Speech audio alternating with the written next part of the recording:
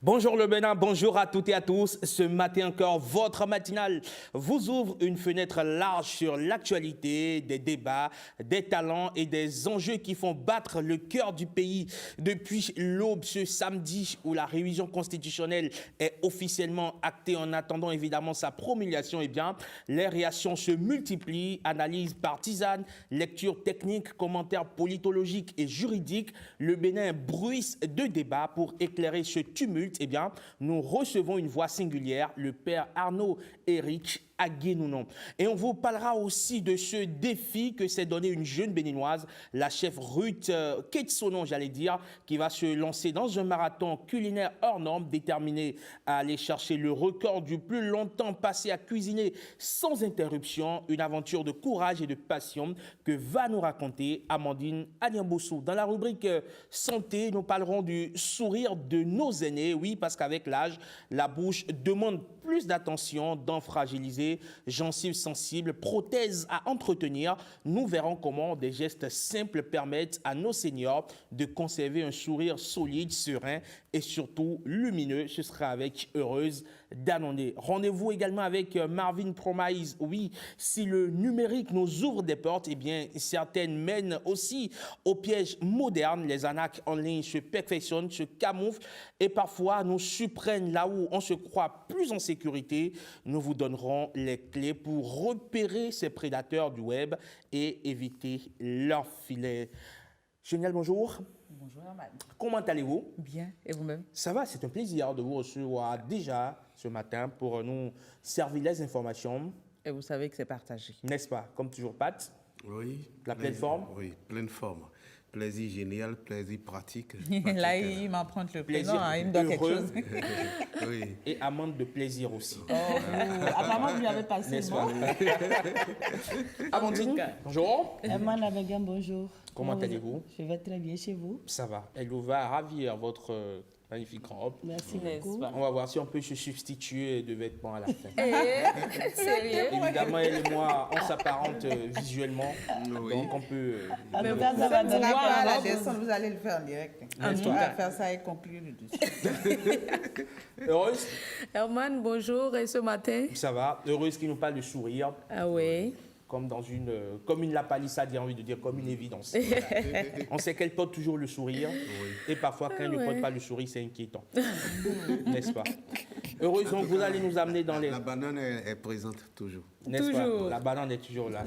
Oui. Donc aujourd'hui, on parle de Ouais, sourire avec bien vous, c'est sûr. bien cela. Et précisément, on va s'intéresser aux personnes du troisième âge. Ils ont également droit ou elles ont également droit au sourire. Et un sourire éclatant. N'est-ce pas? Oui. Vous avez déjà vu une mémé ou un pépé enlever sa prothèse? Oh là là. Dans les films, en tout cas. En Ah, tout c'est dans cas, les films. Dans les films. En tout cas. Pas dans la réalité? Non, pas dans la réalité. Il y a même Vous une voyez le dame, mouvement de la bouche? Il y a même une dame sur TikTok, je crois que c'est une Française, qui n'a pas du tout honte. Elle enlève carrément sa prothèse. Donc elle se montre telle qu'elle est, après elle replace. Et je suis tombé la dernière fois sur une vidéo TikTok d'une jeune dame, d'une jeune créatrice de contenu ivoirienne, une très jeune dame, hein, qui malheureusement a perdu sa prothèse. En fait, elle a une prothèse au niveau des molaires et accidentellement, disait-elle, elle a oublié de l'enlever avant de déjeuner et fortuitement, elle a avalé. Donc, ça demande des millions, hein, elle parlait d'1,5 million pour se refaire une autre prothèse et lancer un SOS à sa communauté. Je ne savais pas que ça coûtait autant d'argent. Franchement. On va ouais, demander ça, tout oui, à l'heure au docteur médecin, Macorel ça a son coût, Catraillet. Catraillet. D'accord. Amandine, avec vous, on ira à la À la rencontre rencontre de de Kate Sonon. Kate Sonon, bon, c'est un nom qui revient de plus en plus quand vous suivez bien l'actualité. Kate Sonon, mais qui est-elle? Elle a décidé de participer au plus long marathon culinaire du monde, donc le Guinness Record Cuisine. Donc, qui est-elle? Pourquoi? Qu'est-ce qui l'a motivée à se lancer dans ce défi? On va découvrir ça tout à l'heure. D'accord. Et avec Patrick, les livres seront aux anges puisque nous allons parler de livres, amoureux du livre. C'est à vous la chronique de Patrick Dessous. Oui, tout à fait. On va parler du Salon national du livre, le salon qui s'ouvre demain. On va enclencher vers les autres salons qui sont ailleurs. Quand je dis ailleurs, je parle de l'Afrique, je parle du monde entier. Et on va revenir pour parler de ce salon qui a commencé déjà par les activités hors les murs, à Ouida, à Parakou et à Boyikon. Très bien. À Bomé, c'est plus précisément à Boyikon. Tout ceci, c'est bien sûr après nous être dûment informés, et celle qui nous guide sur ce chemin par ici a un seul nom. Elle est géniale, elle est heureuse aussi. Génial Afouda Monsé Avocat pour le premier rendez-vous de l'information sur Bénin TV, le 7h.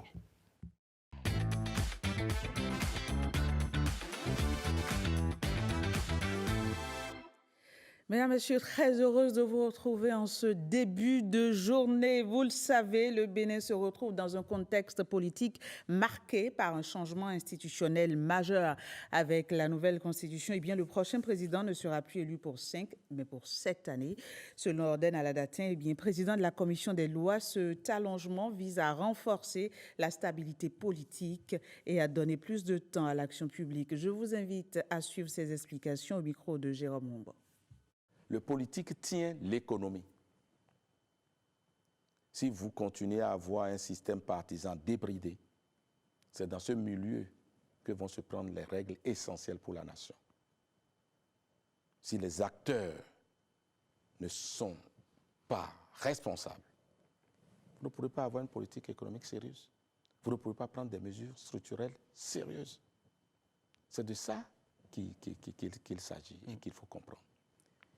Et les enjeux sont énormes, surtout pour les pays, nous autres au sud du Sahara, où tout est à faire et tout est urgent. Les problèmes d'eau, les problèmes d'emploi, les problèmes d'énergie, tout est urgent. Et prioritaire à la fois. Et prioritaire à la fois. Il faut des arbitrages. Et c'est cela, ça appelle à de la responsabilité. Ça appelle à de l'engagement collectif. C'est vrai que ça appelle à de la critique, mais constructive. Et c'est ça qu'il faut essayer de bâtir. Combien, s'il vous plaît, de chefs d'État vont venir, qu'on en ait les chances d'en avoir, de si courageux. Le président Patrice Talon a son charisme. Il a sa personnalité. Et vous connaissez sa connaissance du pays. Ça lui a permis de s'en sortir. Mais si demain, pendant que lui, avec tout ce qu'il a fait, nous dit que malgré cela, il faut qu'il parte, vous ne sécurisez un peu la pratique politique. Vous ne protégez pas l'action publique. Ce n'est pas votre âge, mais votre enfant peut aspirer à devenir président de la République au Bénin. C'est pour lui qu'on travaille. Dans de nombreux pays au sud du Sahara, presque tout reste à construire et pour Orden Aladatin, cela exige une pratique politique plus stable et plus sécurisée. Toujours au micro de Jérôme Humbo, le président de la commission des lois revient sur les raisons de ce passage du quinquennat au septennat. Nos pays ont besoin de rigueur économique. Nos pays ont besoin de stabilité. C'est ça qui sécurise les investissements. Avant que Patrice Talon et Roméo Adewadayi ne prennent la destinée de nos finances ici du pays, on ne pouvait pas savoir qu'une dette que vous avez contractée très chère, vous pouvez aller la troquer contre donc, un financement à taux réduit. Ils ont fait ça. Ils ont le marché international, là où le Nigeria n'a pas pu, là où le Sénégal n'a pas pu, là où d'autres pays n'ont pas pu. La Côte d'Ivoire n'a pas pris. Le Bénin, et vous connaissez la position. Tout n'est pas parfait. Hein? Tout n'est pas encore parfait. Mais c'est dans la durée, donc, que les choses vont s'établir. Et c'est pour ça qu'il faut de la stabilité. Regardez le projet d'assainissement du Grand Nokoué. Ça a mis près de 4 ans à se mettre en place, les études et autres. Vous l'annoncez dans vos projets de société, le PAG le consacre et les études vous prennent 3-4 ans. Nous allongeons le mandat pour permettre un peu plus de stabilité renouvelable. On aurait pu, parce que si je dois rester logique à ce que je dis, le renouvelable, là, on aurait pu sauter. Mais nous n'avons pas sauté ça. Renouvelable une seule fois. Nul de sa vie ne peut faire plus de 2 mandats. Qu'est-ce qui nous empêchait de sauter ça? Puisque ça ne profitera pas au président Patrice Talon. Mais nous avons dit, conservons ça et nous allons évaluer.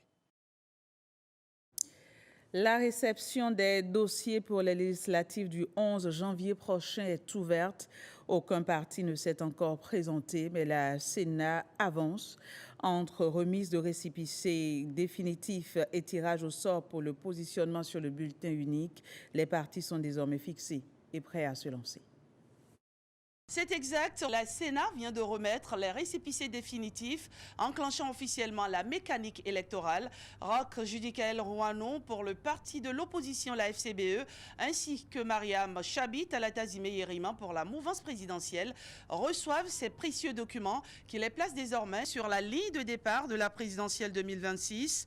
Dans la même dynamique, les 3 partis habilités à participer aux prochaines élections communales ont également été fixés et repartent chacun avec leur récépissé définitif. Puis, dans la foulée, la Sénat a procédé au tirage au sort, déterminant le positionnement des formations sur le bulletin unique des communales. Le logo FCBE vient en première position, suivi de celui de l'Union progressiste, le Renouveau, puis du Bloc républicain. Une opération en apparence technique, mais à la portée stratégique évidente. Nous avons tiré le chiffre 3, et donc c'est l'équilibre, il n'y a aucun doute que les membres de nos ancêtres sont avec nous. Nous avons reçu notre récépissé définitif et nous connaissons désormais notre position sur le bulletin unique. C'est la position des gagnants. Ce qui est sûr, avoir une première position est toujours le souhait de tout le monde. Donc nous avons tiré, on a eu la première position. Là, je peux remercier Allah pour nous avoir donné cette position. Avec la remise des récépissés définitifs et le tirage au sort, les communales et la présidentielle 2026 prennent aujourd'hui leur véritable envol. La dynamique électorale s'intensifie donc et le pays entre pleinement dans le tempo des scrutins à venir. Au Bénin, comme ailleurs en Afrique, le numérique transforme nos vies. Et pour aller plus loin, un sommet régional de haut niveau se tient à Cotonou. Acteurs du digital et des finances se sont donné rendez-vous pour accélérer l'inclusion numérique et créer de nouvelles opportunités pour des millions d'Africains. Rebecca Kenja-Houndé, Igor Ayosso et Jean Nombimé nous plongent ici au cœur de cet événement. E-passeport, e-visa, paiement de factures en ligne, résultat des examens disponibles au bout d'un clic. Au Bénin, plus de 250 services publics sont dématérialisés, rapprochant l'État des citoyens et simplifiant le quotidien. Cette dynamique ne se limite pas qu'au Bénin, au Rwanda, au Sénégal ou au Kenya. Des innovations numériques transforment les services publics, les paiements et l'éducation, démontrant le potentiel immense du continent. M-Pesa est une autre plateforme qui illustre cette idée à suffisance. M-Pesa est une plateforme kenyane de paiement mobile qui a permis à des millions de personnes de gérer les risques, d'accéder au marché et d'organiser leur consommation quotidienne. L'Afrique n'est plus seulement consommatrice, contrairement aux autres domaines. Elle devient créatrice, innovante et influente dans l'économie numérique mondiale. Le numérique n'est plus une option, c'est une condition essentielle pour avancer. Mais malgré ces progrès, l'Afrique reste confrontée à plusieurs défis. Le taux de la population qui sont connectés en Afrique de l'Ouest, c'est à peu près 40%. C'est extrêmement important par rapport à l'Afrique centrale, qui tourne autour de 23%. Et là encore, si on prend les populations connectées en zone urbaine et en zone rurale, c'est un désastre. 10 sur 2. Pour affiner les stratégies et aligner les ambitions, ces experts de l'écosystème du numérique et des finances de l'Afrique de l'Ouest et du Centre unissent leurs forces à Cotonou. L'heure est à la fédération des efforts afin de créer une synergie pour un secteur du numérique inclusif, durable, créateur d'emplois et d'opportunités pour l'Africain. La collaboration régionale amène une force qu'un seul pays ne peut pas avoir. Lorsque, par exemple, on dit qu'on veut faire une plateforme d'interopérabilité d'échange de données régionales, cela vient avec une approche coordonnée qui permet aux pays de pouvoir proposer à leurs citoyens des solutions. Par exemple, un citoyen béninois qui voyage au Rwanda n'aura pas besoin, une fois sur place, d'enregistrer nom, prénom, de faire scanner son passeport, etc., pour avoir accès à des services numériques. Donc, aujourd'hui, la collaboration régionale est devenue un impératif pour nous, d'où l'importance de ce sommet co-organisé par la Banque mondiale et le gouvernement du Bénin. Et nous allons faire en sorte que cette collaboration soit adossée à des indicateurs concrets pour nos populations. Ce sommet régional sur la transformation numérique s'impose comme un moment décisif. Entre panel et keynote, experts et dirigeants ont 48 heures pour renforcer une ambition commune, combler la fracture numérique et offrir à des millions d'Africains l'accès à un monde où la connexion n'est plus un privilège, mais un droit. Et le numérique ne se limite pas aux innovations puisqu'il apporte aussi son lot de défis. L'intelligence artificielle, par exemple, s'impose aujourd'hui comme un outil clé pour le développement, tout en posant de nouvelles préoccupations. Eh bien, plusieurs ministres présents au sommet insistent sur l'importance de fédérer les efforts et de partager les expériences pour en tirer le meilleur. On les suit. Ce genre de sommet où nous venons tous ensemble comme leaders pour échanger est très important. Ni aucun gouvernement, ni aucun pays ne peut faire chemin seul dans l'utilisation de l'IA pour booster le quotidien des citoyens de l'Afrique de l'Ouest et du Centre, spécialement les jeunes et les femmes. Il faut une collaboration régionale, surtout sur des aspects comme les infrastructures et le développement du capital humain. Le Bénin peut partager ses expériences avec la Guinée et la Guinée apprendra comment le Bénin a fait pour être là aujourd'hui. La Guinée pourra aussi partager son expérience avec le Congo. Donc, créer ce dialogue continu est extrêmement important pour que chacun n'essaie pas d'inventer quelque chose de son côté, mais s'appuie sur ce qui a déjà été fait. Le deuxième, j'insiste là-dessus, il ne s'agit pas seulement d'investissement physique, il s'agit de réformes au niveau de la réglementation, au niveau du cadre de gouvernance, afin que tous les investisseurs puissent avoir l'assurance qu'il faut. Le vice-président de la Banque mondiale, Diakana, a donné quelque chose de fondamental. L'Afrique ne doit pas rester à la traîne avec l'arrivée de l'intelligence artificielle. On doit tout faire pour rattraper ce retard.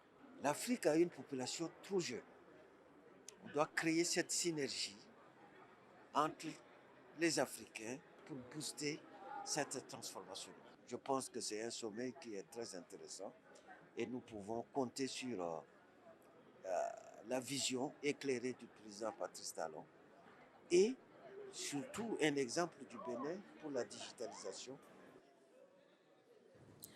Et pendant ce temps, le ministre conseiller Jacques Ayadi poursuit sa tournée d'inspection des routes en construction.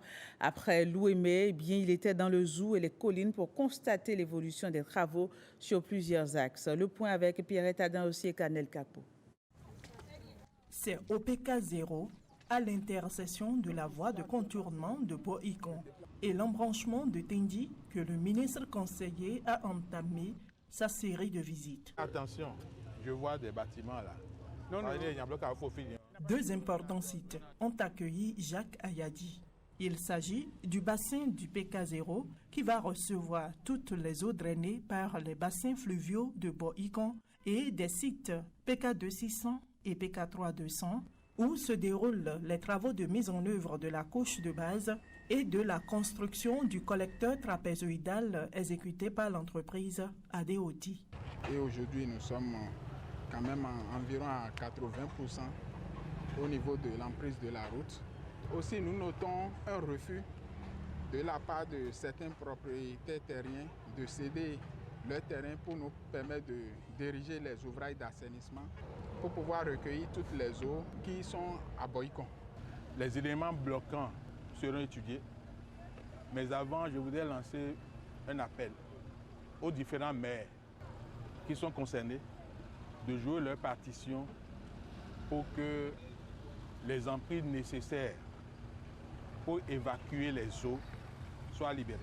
En ce qui concerne la mairie, nous prenons quand même l'engagement d'accompagner l'État central, surtout en ce qui concerne le dégagement de certaines emprises pour permettre que les travaux aillent très bien. Dans le prolongement, la visite s'est poursuivie sur le projet de construction de la route Kilibo-Wesse. Wesse-Anseke, Glazoué-Logozoré pour un total de 111,5 km. Des travaux exécutés par l'entreprise Porteo BTP. Les travaux qui sont en cours actuellement, c'est les travaux d'approvisionnement des éléments préfa d'ouvrage. Donc nous avons déjà approvisionné une quinzaine de dallos et les approvisionnements sont en cours actuellement sur Glazoué, Logozoué. Et au fur et à mesure, nous essayons également de reprofiler la route. Notamment, nous l'avons fait déjà sur 21 km sur la voie Glazoué à Klampa pour pouvoir améliorer la traficabilité au niveau du chantier. Quand je prends l'as Glazoué, Ouedemé, Logozoré, franchement, je n'ai pas été d'accord avec l'entreprise. La délégation du ministre conseiller en charge des infrastructures a bouclé sa série de visites de chantiers de construction de routes par le tronçon Glazoué à Klampa, une piste en terre longue de 32 km. Direction Malanville, où les producteurs d'oignons et de pommes de terre renforcent leurs compétences. Une formation de 4 jours leur a permis d'améliorer leur technique de production et de conservation suite à celle reçue par les techniciens des ATDA. Objectif est bien maîtriser toute la chaîne de l'encadrement au champ pour garantir un produit final de meilleure qualité. En cette matinée ensoleillée, au cœur de cette exploitation maraîchère de Malanville, une nouvelle manière de produire est en train de naître. Ils sortent à un certain niveau, il faut les... Les producteurs découvrent des gestes capables de transformer leur récolte d'oignons et de pommes de terre en produits de meilleure qualité. Si c'est aspersion-là, les plants peuvent ramasser tout ce qui est dans le sol.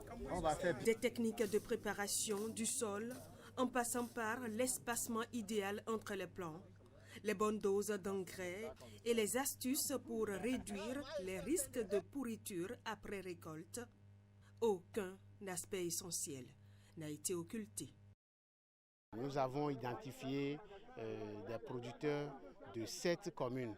Les communes qui produisent principalement la pomme de terre et l'oignon au plan national. Ils ont une des aptitudes, des informations sur comment pouvoir mieux produire, maîtriser l'ITK depuis la pépinière jusqu'à la conservation, en passant par tout ce qui est fertilisation, tout ce qui est écartement, tout ce qui est entretien, apport de fertilisants, tout ce qui est gestion des ravageurs au niveau de cette spéculation, mais également comment bien récolter ces produits pour ne pas les abîmer, pour pouvoir, comment ils peuvent mieux conserver les bâtiments dont ils ont besoin pour conserver ce qu'ils doivent faire. On a posé pommes de terre. Maintenant, ici, cette séance pratique est plus axée sur la pomme de terre. Je me pensais grand, mais cette fois-ci, j'ai vu que j'étais un peu en arrière. Mais grâce à cette formation, j'ai vu que je peux encore booster. Avec une production annuelle avoisinant 95 voire 100 000 tonnes, la quantité d'oignons produite au Bénin n'est plus un enjeu. C'est désormais la qualité et la conservation qui constituent le défi majeur. Avant de produire, il faut faire une planification, avant de faire le choix du site, faire les pépiniers, jusqu'à confectionner, labourer le terrain, confectionner les casiers, planter et la quantité d'engrais qu'il faut utiliser. De la salle de formation au champ, cette formation de 4 jours aura permis aux producteurs de repartir plus confiants et conscients que les nouvelles techniques apprises ici à Malanville pourraient changer la donne dans leur exploitation. Le mouvement des femmes de paix d'Afrique œuvre pour des espaces de quiétude sur le continent. Avant, pendant et après les élections, ce creuset réunit ses membres pour sensibiliser à la nécessité de maintenir le flambeau de la paix. Écoutons le responsable de ce mouvement sur des propos recueillis par Jérôme Mumba. Le mouvement des femmes de paix d'Afrique est né de CONAS Chaplain, qui est une organisation mondiale créée par le général Carlos Aroba et qui est dirigée de main de maître en Afrique par son excellence le général Kamdem Nunga Dionedor. Ils ont réfléchi, puisque CONAS est dans presque 32 pays d'Afrique. Ils ont réfléchi, ils ont dit pourquoi pas ne pas réunir toutes ces femmes et que toutes ces femmes, comme une seule armée, puissent être une main entreprenante dans tous ces pays. Il y a de cela 3 ans, l'idée est née, la vision est née.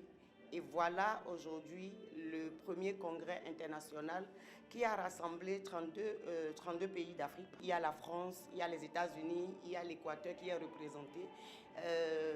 C'est un conclave qui nous a tous réunis, femmes, pour que nous puissions réfléchir, pour que nous puissions sortir. La femme qui est silencieuse n'est pas faible. Et nous avons une mission, et cette mission, elle est importante, elle est capitale, surtout en cette saison électorale dans presque tous les pays africains, où d'autres pays, c'est déjà la transition post-électorale qu'ils sont en train de passer. La paix, on en a tellement entendu parler que nous oublions l'essence même de ce que c'est que la paix. Et il n'y a pas de paix s'il n'y a pas de femme. La paix, si on doit lui donner un visage, on lui donnera un visage de femme. La paix. La paix, c'est la réconciliation. La paix, c'est le dialogue. La paix, c'est permettre à l'autre également de s'exprimer. La paix, ce n'est pas seulement des droits. La paix, c'est aussi des devoirs. Et pour que ces périodes sensibles que nous traversons un peu partout, dans tous les pays, presque tous les pays d'Afrique, soient gérées comme cela se doit, il faut que nous échangeons, nous partageons nos expériences et qu'en conclave, nous sortons des chartes que nous devons respecter. Et nous sommes là afin de partager nos expériences, afin d'envoyer les femmes comme des émissaires de paix. Ce sera tout pour ce bulletin, Herman. Merci beaucoup à vous, Génial Afouda. On se retrouve demain. C'est bien cela. Bon, dans les coulisses tout à l'heure. Et puis, ma tasse, elle est vide. Votre tasse, elle est vide? Écoutez, dès que vous descendez, passez voir Karamat pour faire servir. La mienne est à moitié pleine. Ah oui. Allez, on se rattrape plus tard. On se rattrape plus tard, Génial. Merci, bonne journée à vous. Tout de suite, instant politique sur Bonjour le Bénin.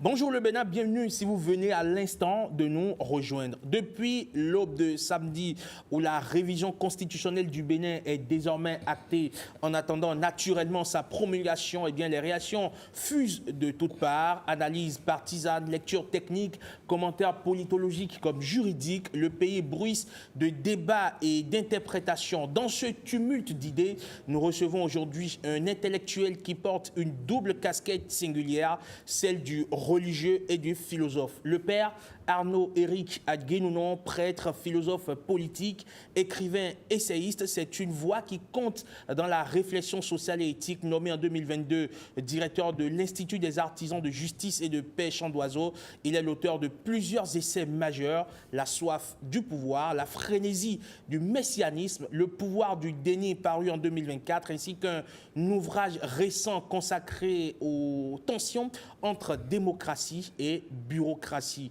Nous recevons donc un homme qui conjugue vocation spirituelle et engagement intellectuel. Bonjour et bienvenue, Père Arnaud-Éric Adguénounon. Merci de m'avoir invité. C'est un plaisir de vous avoir sur le plateau de BLB. Bonjour le Bénin pour avoir votre lecture sur la révision constitutionnelle intervenue dans notre pays. C'était donc dans la nuit de vendredi à samedi dernier, pour ne pas dire le samedi à l'aube. Une constitution, mon père, j'ai envie de dire, est souvent présentée comme un organisme vivant appelé à évoluer dans la société qui l'encadre.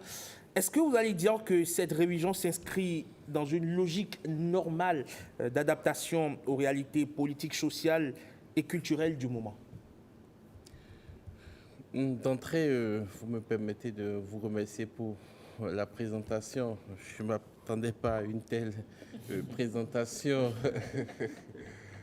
Vous me présentez de façon réelle, donc vous ne m'avez pas invité en tant que... Bon, voilà. Donc, et je pense qu'une constitution est un bien commun. Une constitution, c'est vrai, c'est un organe, mais un organe rattaché à la conception de la nation, le concept nation. Il y a une trilogie État, pays, nation. Mais très souvent, nous n'allons pas vers le troisième niveau de la réalité socio-politique d'un pays qui concerne la nation tout entière, le peuple. On est plutôt au strate de le pays, de l'État. Et on a des États en Afrique qui sont des États très forts, surpuissants. Et c'est ce qu'on remarque dans cette révision constitutionnelle. D'entrée, vous avez dit que le débat est maintenant, mais le débat devait être bien avant. Il n'y a pas eu de débat. Et il y a eu seulement un vote fait nuitamment. Et j'ai l'impression que c'est un braquage. Alors, on va plutôt aller, si vous permettez, sur des thèmes qui seront accessibles à tous. Quand on parle de braquage, quand on sait quand même que cette constitution a quand même été adoptée au 4/5e donc des parlementaires, notamment 90 députés sur 109, avec des députés qui sont à coloration de gauche, notamment d'opposition, qui ont rejoint la majorité présidentielle, on est en droit quand même de dire qu'il y a une forme de consensus presque naturel autour du projet, autour de la proposition de loi. Non, ne fuyez pas ce concept. Il y a un film qu'on appelle Braquage à l'anglaise. Et une ville qui avait une belle banque et qui recueillait tous les avoirs de l'élite, des hommes d'affaires, des industriels. Et un matin, tout le monde se lève et voit que on a volé quelque chose dans cette banque-là, qui est une banque majestueuse. Donc, c'est le sentiment que j'ai. Et nous confondons très souvent légalité et légitimité. Et quand on est élu, on pense que, bon, on est légalement élu et tout le reste doit aller sur, un peu comme sur une autoroute. Mais moi, je pense qu'il faudrait chaque fois qu'on pose un acte politique à l'Assemblée, se dire quelle est la légitimité de cet acte-là. Le nombre ne suffit pas. Cette révision constitutionnelle... Mais le nombre est prévu par la loi. Oui. La loi estime qu'une révision constitutionnelle trouve sa légitimité dans le nombre de députés qui l'adoptent, notamment les 4/5e du Parlement. Je ne pense pas que la légitimité soit enfermée dans l'esprit ou dans l'écriture de la loi. La légitimité, c'est par rapport à un peuple. Le peuple est souverain. Le peuple a des attentes. Le peuple a un esprit. Et le peuple vit dans un contexte donné. Aujourd'hui, les défis majeurs du peuple sont les défis de la faim, et les défis du panier de la ménagère, les défis de justice, les défis de paix. Est-ce que ce n'est pas un défi de tous, des défis de tous les jours? Mais révision ou pas révision, ou ce sont des défis qui restent ou qui resteront? Non, ne posez pas la question de cette manière. Si vous posez la question de cette manière, vous donnez raison à 109 personnes, alors qu'on est plus de 14 millions. Non. Mais qu'auriez-vous souhaité? La révision, pour moi, elle n'est pas opportune. Elle n'est pas opportune parce que le contexte et le timing constituent un contexte préélectoral. Et puis, des candidats ont déposé leur dossier pour un mandat de 5 ans, n'est-ce pas? Ensuite, maintenant, on passe à 7. Est-ce que le peuple a été consulté? Le peuple n'a pas été consulté. Les parlementaires, les députés, c'est l'émanation du peuple. Voilà. Ça ne suffit pas. Ça ne suffit pas. Vous avez vu au Gabon, il y a eu un référendum, n'est-ce pas? De plus en plus, la démocratie devient un système où il faut retourner au peuple à chaque fois. C'est un système qui est le moins de mal, hein, mais quelquefois la démocratie peut friser la dictature ou la démocraticide. Un peu comme si on tue le peuple, on tue la volonté du peuple, on tue ses aspirations. Et je crois qu'il ne faut pas prendre des décisions à la place du peuple. Il faut laisser le peuple s'exprimer, aller à la base, le rencontrer et dire ce qu'il veut. Donc, selon vous, il ne faut pas juste limiter le débat à la classe politique, alors que la Constitution, en fait, appartient au peuple. Ça, c'est l'une des faiblesses de la démocratie. Plusieurs philosophes, comme Claude Lefort, mon maître à penser, trouvent que l'une des faiblesses de la démocratie, c'est que quand il y a élection et il y a un parlement, ce parlement est une oligarchie. Ce parlement est une oligarchie parce que c'est les plus riches, parfois, ou les lettrés ou demi-lettrés qui se réunissent et qui pensent qu'ils ont le monopole de la vérité. Ils ont été consacrés par le Père, en allant solliciter leur mandat, en battant campagne sur des idées, bien souvent ou parfois. Depuis 2016, on n'a plus des élections correctes chez nous. On n'a plus Qu'est-ce qui vous fait avancer? On n'a plus des élections qui sont de vraies compétitions, qui sont de vrais débats. Quels sont les indicateurs? Lorsque j'étais enfant, dans notre quartier, à Papa là-bas, on voit tous les partis passer. Tous les partis. Et ils prennent le temps d'échanger avec nous. Ils prennent le temps de rencontrer tout le monde. Et c'est toute l'année. C'est toute l'année. C'est ça le débat. C'est ça la discussion. Mais quand on veut aller trop vite et très vite, le peuple devient indécis. Le peuple devient froid. Et le peuple devient spectateur. Un spectateur froid et amer et aigri. Alors, Père Aguénonon, les promoteurs de la réforme constitutionnelle expliquent que les institutions doivent évoluer pour rester efficaces et pertinentes. En tant que philosophe, est-ce que vous pensez qu'une constitution doit être avant tout stable et protectrice ou elle doit être souple et évolutive? Non, une constitution doit être solide. C'est un bien commun.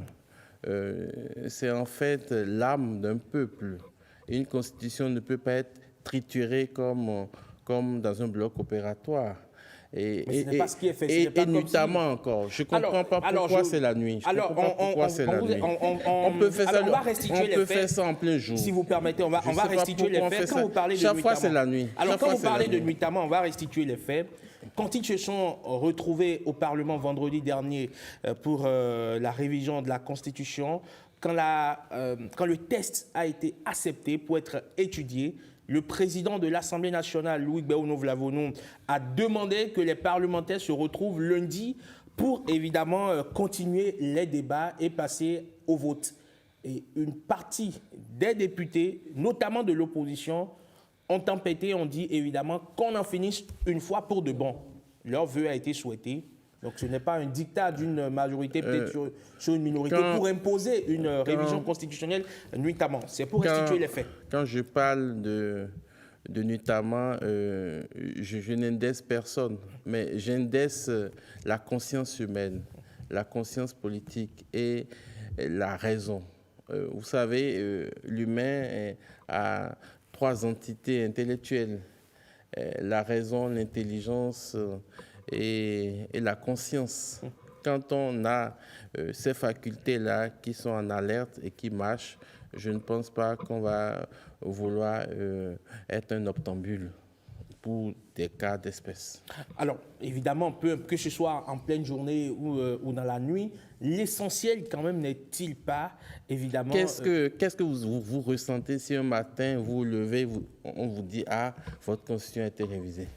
Alors, c'est pas beau à entendre. Hein. La Constitution a été révisée. Et c'est pas élégant.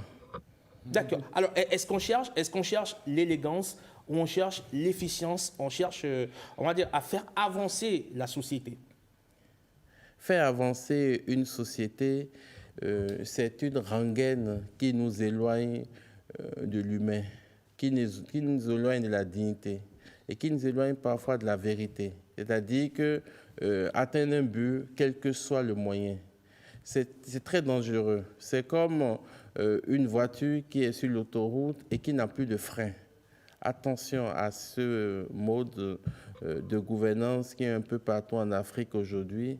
Et on pense qu'aller vite, c'est le meilleur moyen de faire les choses. Il faut faire les choses méthodiquement, soigneusement, en prenant le temps d'écouter les uns et les autres, mais en évitant surtout de faire des choses en cachette et de vouloir surprendre le peuple. Ça veut dire qu'on n'est pas convaincu de ce qu'on fait. Et ça veut dire qu'on ne veut pas être surpris par le peuple, alors qu'on vit dans le peuple, on vit de lui et on n'est pas si différent de lui. Alors aujourd'hui, avec... Oui, allez-y.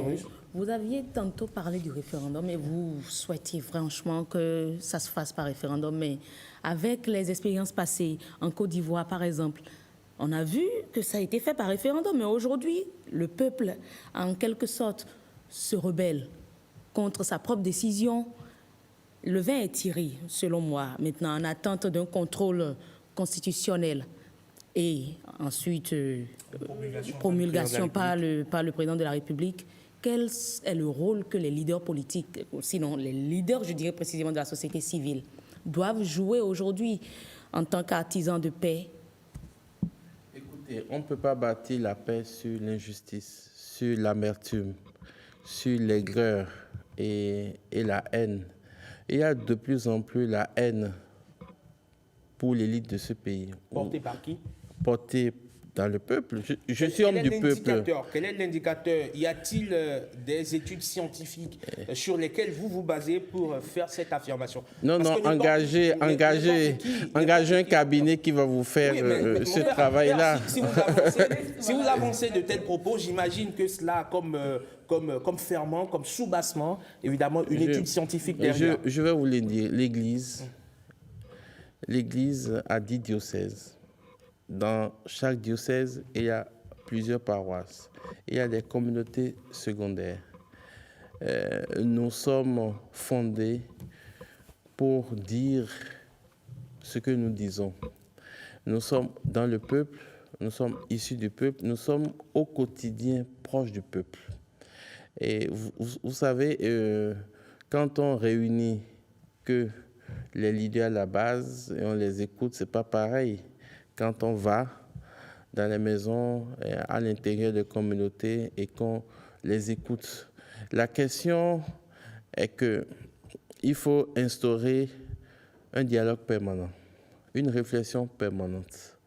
Notre réflexion ne peut pas remettre en cause ce qui est fait. Mais au moins, la réflexion permet aux langues de s'exprimer, au cœur de parler et aux intelligences de tisser un sillon de réflexion ensemble. De plus en plus, il n'y a plus de réflexion. Il n'y a plus de dialogue. J'ai été surpris d'être invité ici ce matin. Pourquoi? Ce n'est pas une première fois. Ce n'est pas une première fois. Vous pouvez opiner sur n'importe quel sujet. Sur le plateau de BNTV. Oui. Je pense que vous faites grâce à l'habit que je porte. Pas du tout. Pas du tout. À votre place, plusieurs sensibilités politiques sont venues sur le plateau. Du moins, ne serait-ce que de BLB, de Bonjour le Bénin, venus apporter leur lecture de la situation politique. Je veux dire que depuis 2016, beaucoup de leaders de parole, leaders d'opinion, beaucoup de seniors, beaucoup d'intellectuels ne s'expriment plus. Parce qu'à l'évidence, quand vous exprimez, c'est soit un redressement, soit on gèle vos avoirs, soit vous retournez en prison. Vous êtes en train de porter des jugements de valeur qui ne sont pas fondés sur des faits. Mon père, vous permettez, et j'ai bien envie de savoir, est-ce que vous pouvez donner un exemple d'un citoyen qui a été redressé fiscalement juste un an, qui a été redressé fiscalement juste pour ses avis? Parce que ce sont des propos qu'on entend bien souvent. Dans la rue, en fait. Je ne vais pas parler de rue, pour être quand même très poli. Ce sont des propos qu'on entend bien souvent, mais on n'arrive pas vraiment à aller sur du factuel. Je vais vous répondre sincèrement. Moi, je suis prêtre. J'écoute tout le monde, dans toutes les sphères. Pas d'essence, je ne peux pas dire le nom de ces gens-là. La parole humaine n'est pas évangile. Okay. Ils sont passés par vous, ils sont venus se faire confesser en quelque sorte. Non, ce ne sont pas des confessions. Et alors? Ce sont des échanges. Et les faits sont là. Et les faits sont têtus. Les faits sont devant nous. Alors, on préfère, si vous permettez, Heureuse, on préfère aller sur des faits cartésiens. On préfère aller sur du factuel, sur du concret, plutôt que ce qu'on pourrait qualifier d'affabulation. Alors, on revient à la question, qui nous réunit ce matin, qui est donc la révision constitutionnelle. Aujourd'hui, on a 15 articles nouveaux, 18 articles modifiés. Et le texte vise, selon évidemment ceux qui ont initié la réforme, à renforcer la stabilité, la transparence, l'efficacité institutionnelle et la vitalité démocratique du Bénin. Vu comme ça, on peut quand même leur prêter une once de bonne foi. Tout ça n'était pas fait avant? On parle de renforcer, c'est-à-dire il y en avait, mais qu'il faut renforcer. Le Sénégal avait un Sénat, et quand Macky Sall est venu, il a demandé à fermer ce Sénat et prendre ses ressources pour faire autre chose. Et les institutions sont budgétivores et depuis quelque temps, les salaires politiques sont très, très onéreux. Très, très onéreux. Et donc, au vu de cela, et à mon humble avis, les institutions doivent davantage s'impliquer pour le relèvement du peuple. Il y a un travail, certes, qui se fait au plan des infrastructures, mais le travail sur l'humain, je ne sais pas si il est bien réussi. Et je ne pense pas que c'est en mettant en place un Sénat, bon, ce format-là, on vous appelez Sénat, moi je n'appelle pas Sénat. Intellectuellement et conceptuellement, un Sénat est un organe électif. Maintenant, quand on nomme des gens comme ça, on pouvait donner un autre nom. À la vérité, c'est cela. Les peuples adaptent la démocratie à leur réalité, à leurs besoins. Les personnes les plus éclairées, soi-disant, qui défendent cela au Bénin, ils iront sur le plan international, ils ne vont pas défendre ça. Ils iront là où il y a les vrais standards, ils ne défendront pas ça. Alors, est-on obligé, justement, parce que la question, on l'entend beaucoup dans l'opinion, on va dire, ce format adopté dans la nouvelle constitution n'est pas forcément un format standard qu'on peut voir dans d'autres grandes démocraties, on va dire, mais est-ce que les peuples aussi ne sont pas appelés à adapter les institutions à leur réalité, à leurs besoins?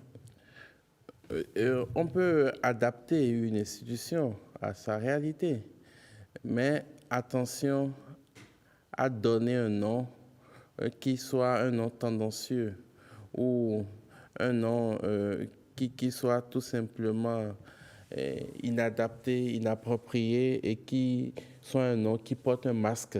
La réalité, c'est quoi? La réalité, c'est que le diagnostic est important à souligner. Les anciens chefs d'État en Afrique ont besoin d'avoir une retraite dorée. Si Paul Biya avait un Sénat où il pouvait régner jusqu'à 100 ans, je crois qu'il laisserait peut-être le pouvoir. Donc, il y a un besoin. On sait il y a un besoin de recaser les anciens. Que ce soit sous les tropiques ou ailleurs dans le monde, on a d'ailleurs vu le débat en France où on sait ce que gagnent, par exemple, des ministres qui ne sont plus en fonction, même des anciens présidents de la République. Donc, ici ou ailleurs, un président retraité ou un ancien président d'institution retraité continue quand même d'avoir une vie plus ou moins stable, plus ou moins paisible, il bénéficie d'avantages où il n'a pas forcément besoin d'être casé dans un Sénat avant d'avoir une forme de satisfaction sociale. Je ne sais pas si vous écoutez en France le débat. Bien sûr. Et en France, le débat, c'est qu'il faut réduire le train de l'État. Il faut... des gens ont été ministres tel nombre de temps, ainsi de suite. Et ça pose le problème de la réduction du train de l'État. D'accord. Maintenant, ici, chez nous, il n'y a pas de la transparence pour savoir ce que gagne telle ou telle personne. Il y a une pudeur par rapport à ce qui est gagné. Et il faut vraiment une transparence. Oui, il faut vraiment de la vérité. Est-ce que les fidèles savent ce que gagnent les prêtres? On est tenté aussi de dire.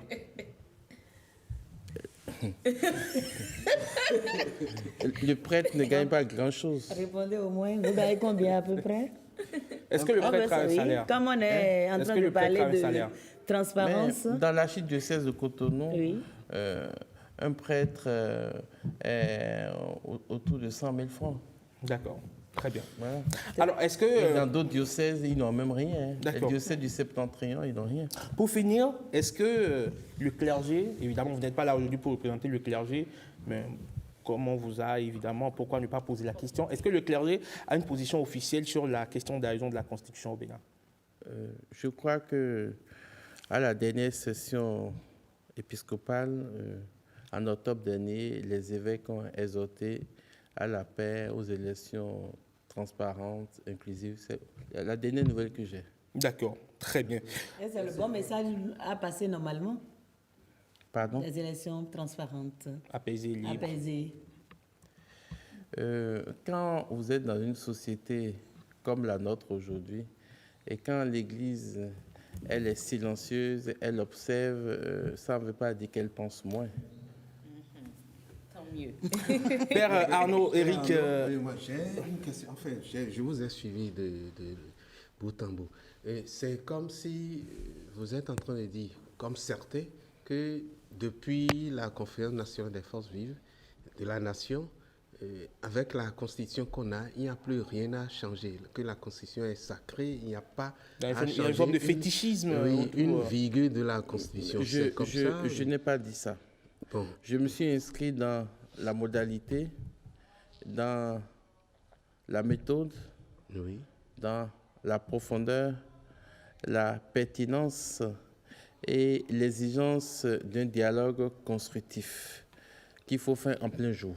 D'accord. Parfait. Oui, en plein jour. Merci Patrick, le temps est complètement parti alors qu'il y a d'autres rubriques derrière. Sûr. Merci beaucoup vraiment Père Arnaud, Éric Aguenounon d'être passé sur la matinale BLB Bonjour le Bénin pour donner votre lecture philosophique et bien sûr de cette révision constitutionnelle intervenue au Bénin. Je rappelle donc que vous êtes le directeur de l'Institut des artisans de justice et de paix Champ d'Oiseau. Vous êtes donc auteur de plusieurs essais majeurs, notamment La soif de pouvoir, La frénésie du messianisme, Le pouvoir du déni, paru en 2024, et un ouvrage récent consacré aux tensions entre démocratie et bureaucratie. Vous êtes appuyé justement sur votre maître à penser, comme vous le dites, Lefort et Max Weber, qu'on connaît tous. Merci d'être passé sur BLV. Vous passez une excellente journée du mardi. Merci à très bientôt. beaucoup à vous. Bonjour le Bénin, tout de suite on va parler santé avec Heureuse Danandé. On parle de sourire et on parle de dents.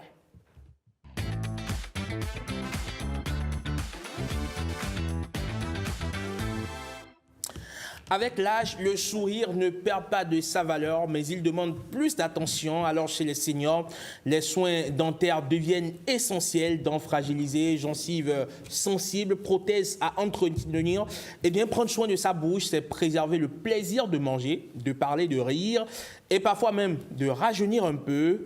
Aujourd'hui, nous faisons le point sur ces gestes simples et indispensables qui permettent à nos aînés de conserver un sourire solide, serein et lumineux, n'est-ce pas, Urus? Eh oui, c'est bien cela. Et pour décortiquer la thématique, nous sommes avec Dr Marc-Aurèle Catraillé, chirurgien dentiste. Merci d'être là, docteur. Merci, bonjour, bonjour le plateau. Bonjour, docteur. Alors, je vais nous inviter tout de suite à suivre cet élément qui plante le décor, qui nous informe un peu sur les soins dentaires après 60 ans. D'accord, on y va. À partir de 60 ans, notre bouche raconte une autre histoire.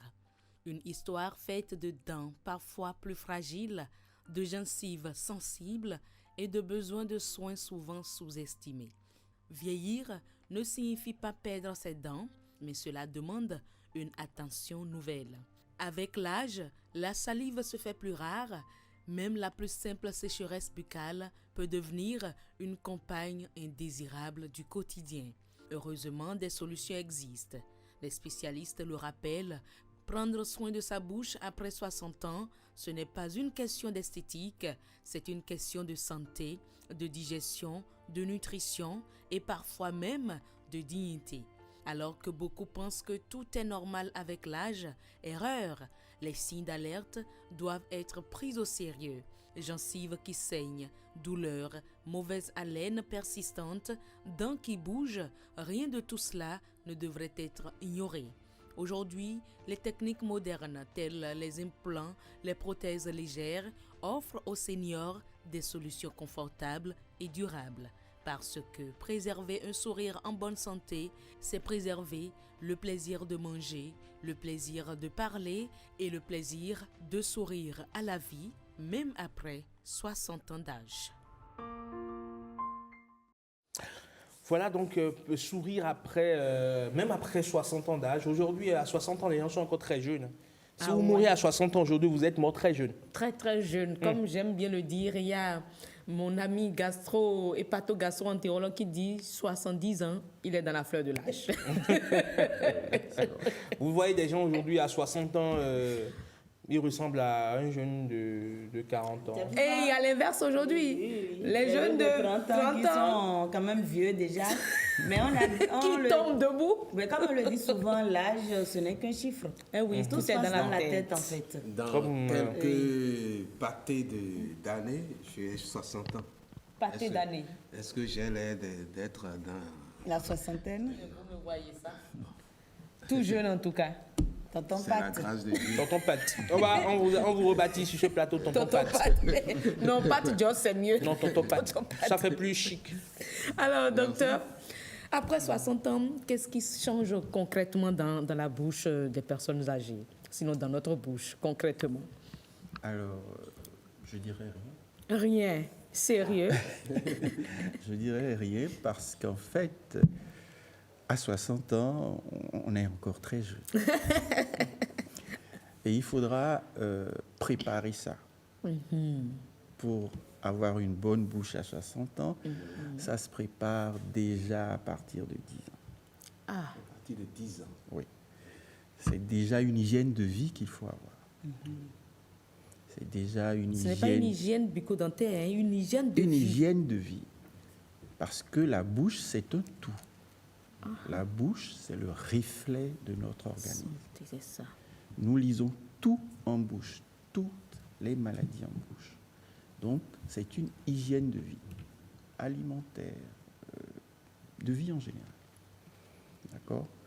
Donc, ça se prépare. Si, avant d'avoir les 60 ans, vous aviez beaucoup de problèmes bucco-dentaires, c'est parti pour qu'après 60 ans, ce soit difficile à vivre. Donc, ça veut dire qu'il y a des personnes de 60 ans et plus qui vivent très bien leur santé bucco-dentaire. Oui, parce qu'en fait, comme le documentaire l'a signifié, à 60 ans, tous les organes ont vécu aussi 60 ans. D'accord? Quand nous prenons notre peau, la graisse va fuir. Hein? On perd de la graisse sous la peau, donc les rides arrivent. C'est pareil sous les muqueuses. Donc à 60 ans, on aura une gencive fragile qui va perdre son tonus, qui va lâcher un peu les dents et qui va se rétracter, ce qui va faire apparaître les racines de nos dents. À 60 ans, on a beaucoup de maladies systémiques qui se révèlent. Je parle de maladies cardiovasculaires, de diabète qui se révèlent. Donc, on est... Quel rapport avec la bouche? Le rapport, c'est que tout est lié. La bouche fait partie de l'organisme. Tout est lié. Donc, ces maladies-là nous imposent des médicaments qui ont beaucoup d'effets secondaires. Ces effets secondaires, l'une des effets secondaires, c'est la réduction du taux de salive en bouche. Déjà qu'avec l'âge, ça se réduit sensiblement. Donc ces médicaments s'ajoutant réduisent la salivation en bouche. Donc les personnes d'après de plus de 60 ans ont une bouche très sèche parce que il faut se réhydrater et tout ça, ça ne rentre pas toujours dans les habitudes. Donc la bouche est sèche. Et plus la bouche est sèche, il y a le risque carieux qui est élevé. Donc à cet âge-là, on peut faire encore carie dentaire. On fait c'est des caries qui viennent au moment de la vieillesse. Parce qu'il y a une sécheresse buccale qui favorise ça. Là, ce n'est plus les bonbons, le sucré, le glacé. D'accord. Et quand on prend la bouche d'une personne de 60 ans, on a sur ses dents beaucoup de fissures. Beaucoup de fissures. Et parce qu'en fait, il se fait une progressive décalcification. D'accord. Le tissu osseux devient beaucoup plus fragile. Donc on voit ces fissures. Donc des risques de fracture existent. Vous nous faites peur avec tout ce qu'on a peur d'aller à 60 ans, en fait. Non, soyez rassurés. Dans la bouche d'une personne de 60 ans, vous avez l'usure. On parle de dents qui ont servi à mastiquer. Pendant 60 ans. Pendant 60 ans. Donc vous avez l'usure. L'usure sur toutes les faces parce que le brossage quotidien va enlever un peu l'émail. La recherche de la blancheur des dents va enlever un peu d'émail. La mastication va enlever l'émail. Il y a ceux-là qui ont le tic qu'on appelle le bruxisme, qui grincent les dents, qui vont user les dents. Ceux qui ont sur le plan professionnel, réfléchissent beaucoup, font beaucoup d'usure de dents parce que quand ils sont concentrés, ils grincent les dents, ils serrent les dents. Donc ces différentes usures rendent très sensibles les dents ou les cassent. Et vous verrez beaucoup de gens de plus de 60 ans qui ont beaucoup d'usure de leurs dents. D'accord. Ben là, il y a quand même des solutions, je ne dirais pas palliatives, mais qui protègent en quelque sorte ou aident ces personnes de troisième âge là aujourd'hui à vivre une santé bucco-dentaire un peu saine quand même. Oui, comme je l'ai dit, tout se prépare. Tout se prépare plutôt. Après les 60 ans, on fera des soins palliatifs, des soins qui vont aider la personne âgée à avoir un confort. D'accord. Mais c'est lui qui doit se faire suivre. D'accord? Donc s'il n'est pas bien suivi, s'il n'a pas une bonne hygiène buccale, ça c'est des habitudes, il ne pourra pas avoir ce confort de vie qui va lui procurer une bonne mastication, une bouche bien hydratée, des paroles, pouvoir bien parler, sourire et tout ça. Mais nos parents, sinon nos grands-parents, ont-ils pris part... je ne sais pas, parce que moi, je n'ai jamais vu ma grand-mère aller chez le dentiste, en fait. Alors, ça, c'est un propos africain. Ah, d'accord. Nos grands-parents, nos parents n'allaient pas chez le dentiste. Mais quand vous allez au village, ces grandes personnes perdent toutes leurs dents. On ne fait pas toujours attention. C'est la conséquence du manque de soins. C'est la conséquence du manque de soins. C'est la perte de tonus, c'est les maladies parodontales, gros mots, maladies des tissus de soutien qui sont dues à une mauvaise hygiène buccale qui fait perdre leurs dents. Mais ils n'en font pas un problème parce qu'ils n'ont pas d'autre solution. C'est ça. Oui. Donc, on estime qu'ils ont toutes leurs dents. Quand une personne du village casse sa dent, c'est cassé, il n'en fait pas un problème. Un problème. Quand sa dent jaunie, il ne recherche pas à avoir des dents blanches. Alors qu'aujourd'hui, même après 60 ans, on est encore en pleine activité. On est en pleine activité, on travaille sur son physique, C'est on ça. travaille sur son faciès. Et quelles sont les propositions à faire aujourd'hui avant d'en venir à la prévention à ces personnes-là qui n'ont plus, en quelque sorte, de dents? Certaines dents sont parties. Elles tombent les unes après les autres. Alors, non, quand les dents tombent les unes après les autres, il faut les soigner. Et il faut se soigner. Il faut commencer déjà par soigner les maladies de santé générale. Parce que je dis, c'est un tout. On a fini d'isoler la bouche de l'organisme. Tout est lié, puisque nous réussissons à pouvoir poser un petit diagnostic qui peut être contredit en bouche. Parce que quand nous consultons un patient, on doit pouvoir l'orienter vers un spécialiste. Tout est lié. Donc, à partir de la bouche, on peut savoir... On peut vous dire, maladie... vous devez faire un diabète. On va vous le dire. D'accord. On peut vous dire ça. Donc on peut avoir déjà même les signes annonciateurs dans la bouche. Quelqu'un qui sait bien lire la muqueuse, les dents, la bouche, il peut se tromper, mais il vous aura orienté vers le spécialiste. D'accord. Et dans 80% des cas, c'est juste. Wow. Donc finalement, le dentiste, il est en quelque sorte un médecin généraliste. D'abord un généraliste. Il y a des spécialités après. D'accord. Mais les prothèses et consorts sur le marché revenons à votre question. Oui. La personne âgée qui a toutes ses dents doit les soigner, doit rencontrer un dentiste tous les 2 mois pour s'assurer. Tous les 2 mois. Tous les deux fois par an, pardon. Deux fois par an pour s'assurer qu'il n'y a pas de nouvelles caries qui sont dues à la sécheresse buccale, pour régler les problèmes dentaires. À partir de quel âge on doit faire cette consultation? C'est déjà depuis. Depuis qu'on a les dents, on doit au moins visiter le dentiste 1 fois l'année. Ah, donc j'ai 60 ans. Oui. N'est-ce pas? Donc à 50 ans, on doit avoir... Alors, après les 60, quand vous savez que vous avez déjà des problèmes, il faut aller régulièrement, 2 fois. Au moins l'année. D'accord. Donc, déjà pour régler les problèmes de caries qui peuvent survenir. Ensuite, quand vous avez une prothèse, il faut régulièrement la contrôler parce que la muqueuse devenant fragile, cette prothèse qui a un corps étranger peut vous blesser, Comme vous pouvez également l'avaler un peu comme le cas évoqué tantôt à l'entame par Herman.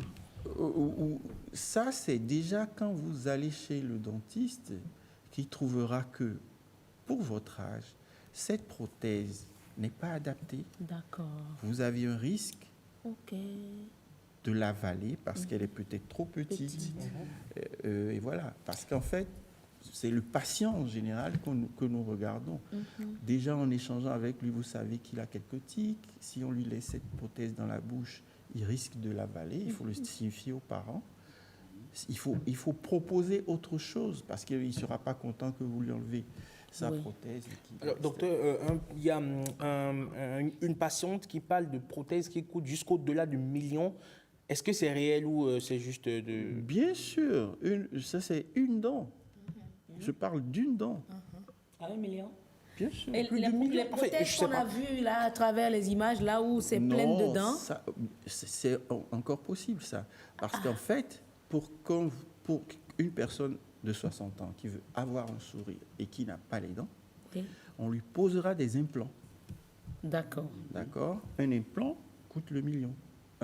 Coûte les millions. Pour lui fixer, s'il n'a aucune dent et qu'on veut lui fixer une prothèse type qu'on a montré, il faut lui poser au moins 4 implants. Heureuse, Patrick, Amandine, morale de l'histoire, même pour avoir un sourire éclatant, quand vous êtes pauvre, oubliez. C'est pourquoi il faut déjà en parler aux enfants maintenant. C'est pas vrai. Prenez soin de votre bouche. La bouche coûte trop cher. Trop cher. Mais c'est la porte, c'est le portail. Oui, un d'entrée portail de tout. De qualité. Du bon et du mauvais aliment. Mais parlons d'aliments alors. Est-ce que vous pouvez, en tant que médecin généraliste, entre griffes aujourd'hui, proposer des types d'aliments aujourd'hui aux parents, à ces personnes-là, pour renforcer leur denture? Alors, à cette étape, ça descend. Oui. Ah, ça descend. Donc, il n'y a rien à renforcer là. Il n'y a plus à renforcer. Il y a à entretenir. D'accord. Il n'y a plus à casser les os. Voilà, il faut il y a plus à prendre la glace. De casser les os parce qu'il y a déjà des fissures. Ces fissures vont s'envoler. Décapsulées avec les molaires. Donc, il faut Il y en a qui sont rendus spécialistes. Les capsules vont partir avec les dents. Il faut préférer les légumes et tout ça, et puis du poisson. Il faut vivre. Vivre normalement. Vivre, il faut pas... Moi, je suis contre les restrictions. D'accord. Il n'y a pas de régime, mais... Voilà, vous abordez un aspect important parce que les personnes âgées qui fument et qui abusent d'alcool ont un risque élevé de faire des cancers de la bouche.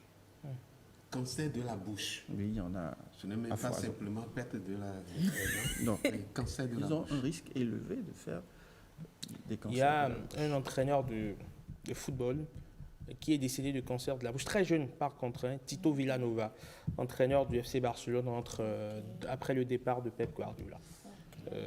Voilà, il est décédé de cancer de la bouche. Ça existe. Il avait une dent, je pense, carriée, qui lui a donné un cancer. Si je m'en remets à mes bons souvenirs. C'est possible, ça arrive. Docteur, parlons de conseils pratiques aujourd'hui pour ces personnes qui sont réduites dans leur mouvement. Quels conseils avez-vous à proposer à leurs parents, sinon je vais les appeler les gardes malades? Oui. Alors, il faudra aider ces personnes à se brosser au moins 2 fois. Par jour. Toujours avec le même rythme qu'on fait là. Il faut dire que ce n'est pas possible chez une personne âgée. Parce qu'il a du mal à tenir son bras pour se brosser trop longtemps. C'est pourquoi d'ailleurs le risque carieux est élevé. Oui. D'accord? Donc, il faut insister et faire en sorte que au moins 2 fois, même si c'est mal fait, que les 2 fois là soient faits. D'accord. Ça permet quand même de vider un peu la bouche des résidus d'aliments. Si c'est un porteur de prothèse, il faut que les assistants prennent ces prothèses, les nettoient. Il faut que les prothèses soient toujours propres dans leur bouche. Et surtout, si c'est des personnes s'il y a le risque d'avaler une prothèse, il faut retirer la prothèse pendant le sommeil. D'accord. C'est-à-dire retirer la prothèse pendant le sommeil. L'alimentation, elle doit être adaptée à la personne âgée. C'est pas, mais pas de restriction. D'accord. Sinon, il y a plus de plaisir. N'est-ce pas? J'aime bien cette phrase-là. On n'a qu'une seule vie. On va pas la passer à se donner des restrictions, mais on ne va pas non plus la passer à faire n'importe quoi. C'est ça. Voilà, donc il faut vivre dans... C'est une hygiène de vie qu'il faut avoir et préparer nos enfants déjà à avoir cette hygiène de vie. C'est ça. Ne commettons pas sur nos enfants les erreurs que nous avons commises. C'est très important et c'est une très belle conclusion heureuse pour mettre un terme à ce plateau santé où on parlait de dents, d'hygiène dentaire chez nos seniors. Oui. Même chez les juniors aussi, on en parlera certainement, n'est-ce pas? Bien On sûr, reviendra la carie dessus. dentaire. La carie dentaire. Dans cette pour semaine, vos enfants qui aiment si tant les sucreries, vous leur offrez à Pour cœur les joie. tout petits qui aiment Moi, je si tant- détestais par contre les sucreries. Ah Tout ce bon? qui était confiserie, je n'aimais pas. Mais l'alcool, oui. Non, Non plus. Je n'ai Un pas. enfant n'aime pas l'alcool. Un enfant n'aime pas l'alcool. Si vous avez un enfant Ne qui dites aime, pas ça. si Il y vous a avez de ces enfants qui aiment la bière. Non, Le médecin, le médecin confirme. C'est parce qu'on lui a fait goûter. Allez leur donner. Heureuse, je Le vous vois sel n'était venir. pas connu. N'est-ce pas? Heureux, je vous vois trouvé venir. agréable. On en abuse. C'est clair. Bonjour le Bénin, on vous revient dans une poignée de minutes. Merci donc de nous rejoindre si vous venez à l'instant de capter Bénin TV. C'est votre matinale Bonjour le Bénin qui s'installe ou qui est donc en cours depuis ce matin à 7h, 6h temps universel. Et à ce moment précis, nous allons nous arrêter pour nous dresser ou pour vous dresser le portrait d'une Amazone. Tout de suite, portrait.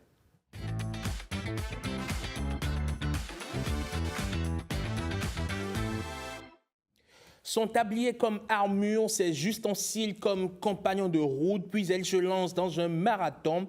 Kate Sonon est une jeune chef cuisinière béninoise. Elle a décidé de transformer sa passion en exploit. Kate veut aller chercher un record du nombre de jours passés à cuisiner en continu, un record officiellement détenu par une Nigériane. Pourquoi une jeune chef béninoise a-t-elle décidé de défier les limites du possible? Quelle saveur, quelle force et quelle faiblesse mijotent derrière cet exploit et surtout que représente un tel record à battre pour une génération qui veut rêver et surtout réussir? La question ou les questions vont trouver réponse avec Amandine Agnambossou. Vous êtes allée à la rencontre de cette jeune chef béninoise. Emma Namega, et oui, le livre Guinness Record, comme vous le savez, est un registre de référence qui est publié chaque année. On y recense les prouesses humaines au plan international dans plusieurs domaines, dont celui de l'art culinaire.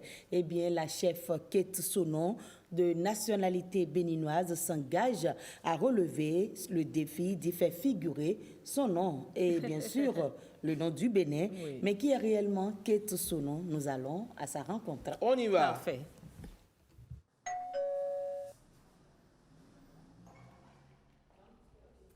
Bonjour la SRTV, bienvenue chez moi. Bonjour, comment ça va? Bien, merci à vous. Ça va bien.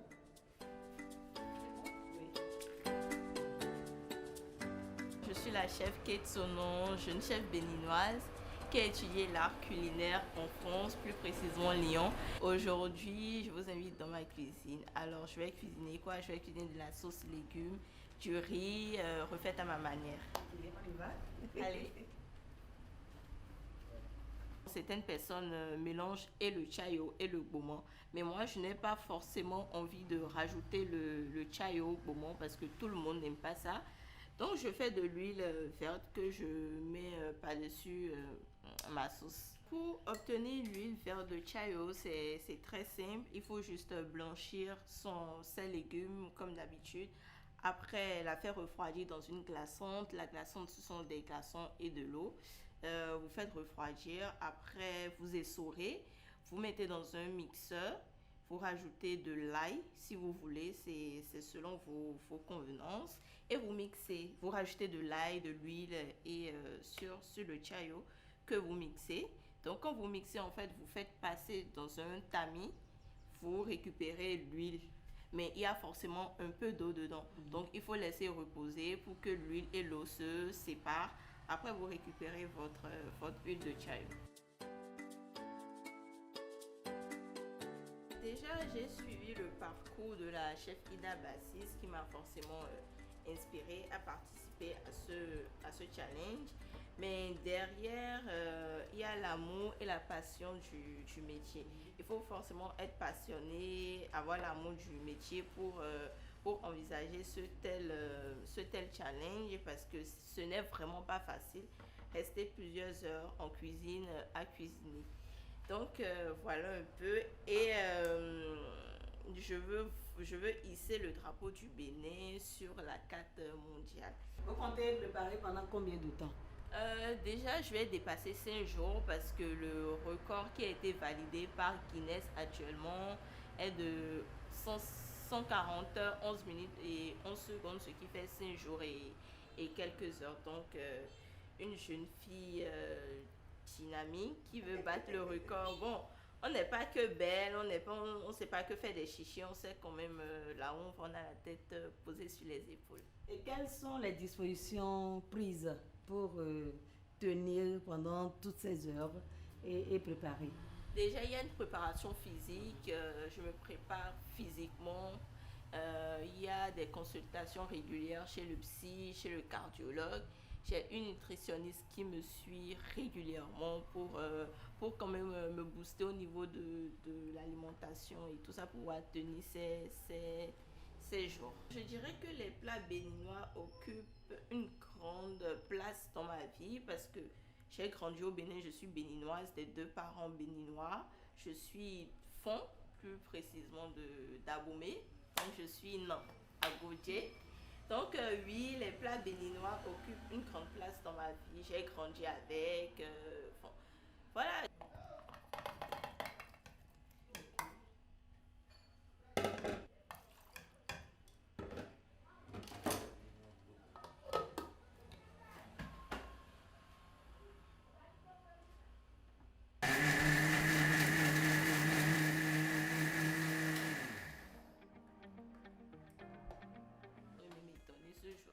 Pendant tous ces jours-là, de voir que quand même il y a une diversité gastronomique chez nous. Oui, je vais faire le tour de la question, il y aura pas mal. Et de l'haricot, toutes les sauces feuilles, sauce graines. Et vous verrez. Le crin-crin. Vous verrez, je garde le suspense quand même. Pour le dressage, c'est personnellement, à défaut de juste servir le riz dans l'assiette comme ça, grossièrement, comme genre, prenez, mangez.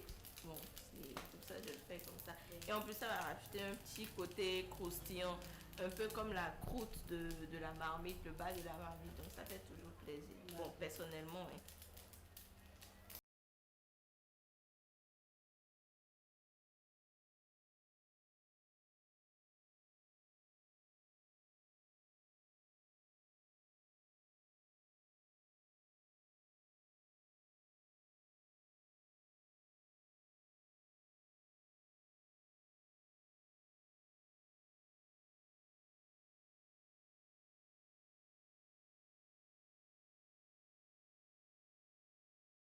Puis nous comptons sur le soutien des Béninois.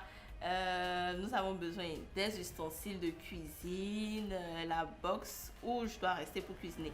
Elle n'est pas encore prête, donc nous avons besoin de ça. Nous avons besoin des vivres parce que ça ne servira à rien de me retrouver là-bas le jour J et de ne pas savoir quoi cuisiner. Et forcément des moyens financiers parce que derrière, nous avons des prestataires que nous devons payer.